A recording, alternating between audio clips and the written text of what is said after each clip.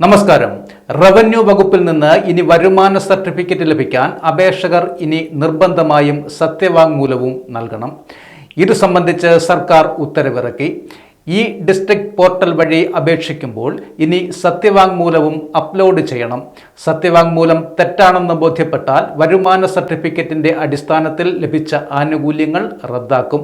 ഇക്കാര്യങ്ങളെക്കുറിച്ചും ഇതു സംബന്ധിച്ച നിയമ നടപടികളെക്കുറിച്ചും അറിവും ബോധ്യവും ഉണ്ടെന്നും ഈ സംഭവത്തിൽ സർക്കാരിന് വന്നിട്ടുള്ള നഷ്ടങ്ങൾ അപേക്ഷകനിൽ നിന്ന് ഈടാക്കുമെന്ന് മനസ്സിലാക്കുന്നുവെന്നും രേഖപ്പെടുത്തുന്ന സത്യവാങ്മൂലം അപേക്ഷകൻ സാക്ഷ്യപ്പെടുത്തണം.